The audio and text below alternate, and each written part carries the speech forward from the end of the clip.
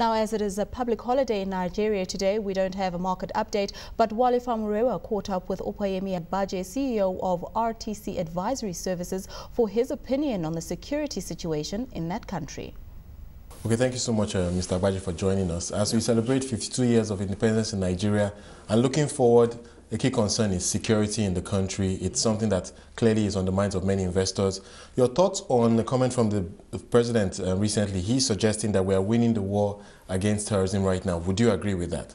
Yes, at the strategic level, I think we're winning the war. I think you can see attacks, killings, arrests of senior Boko Haram figures, discoveries of their armories. Clearly, it seems there's greater intelligence available, and obviously, the Boko Haram appears to be on the back foot. But of course, we know that many of these attacks have been on churches, so it's become a bit of a religious and ethnic issue now. And I'll get your perspective on the potential of this becoming a divisive issue for this country along ethnic and religious lines. My suspicion is that the worst possibilities of Boko Haram, as Boko Haram, is maybe behind us. That's my suspicion. I think there's a greater recognition up north that the damage to the northern economy and to its political and religious interests is more severe than the ability of Boko Haram to deliver on the aspirations of the north. But but the north will still have, there's still substantive fault lines, essentially around power in 2015. Yeah. That may be a different factor. So there are still regional issues concerning access to power, political power, economic issues, poverty, and all of that. But I don't think Boko Haram will be the driving force going forward. You give me the sense that you feel the worst is over. In terms of Boko Haram? In terms of, exactly, in terms of the attacks we're seeing, in terms of the terror attacks across the country.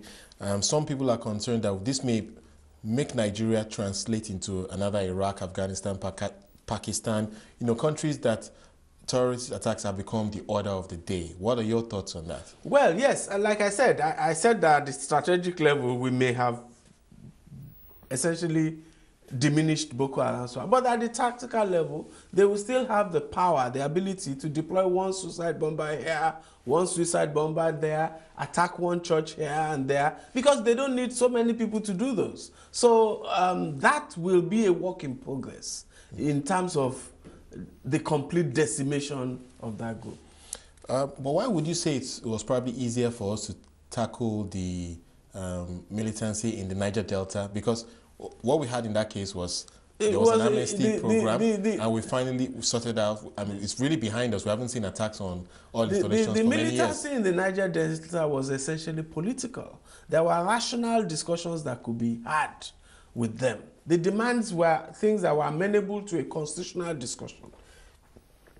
We want a share of our oil resources. We want greater control. We want greater representation. Those are issues that can be discussed. But the Boko Haram was terrorism directed at civilians, was driven by religious and a religious jihadist agenda, even though there were contributing factors in terms of politics and poverty and unemployment and the social conditions in the north. All right, so as we move forward as a nation and we're celebrating 52 years of independence, on the tactical and strategic level, what would you say needs to be done? I mean, some people are suggesting that, for instance, we really need to engage some foreign help in tackling terrorism and institutionalizing a war against terror in this country. For me, the fundamental issues are social. We deal with education, particularly up north, but across the whole of Nigeria, we deal with poverty and unemployment. We create jobs for our people. Now, there will always be extremist groups, whether ethnic or religious or political.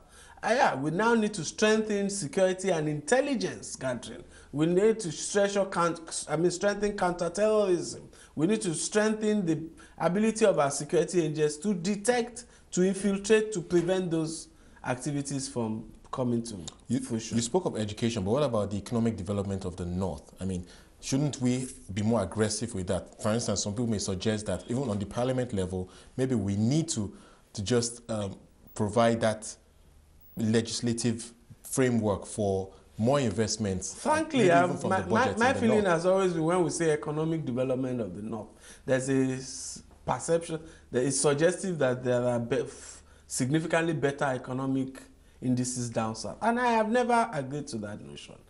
Poverty, people will suggest that in South, yes. Poverty is a Nigerian phenomenon, in my view.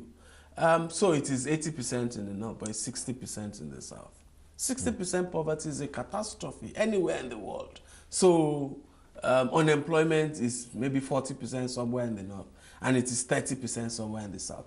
Both of those figures are catastrophic by any standards. We need to deal with the economic development of Nigeria, including the North, certainly.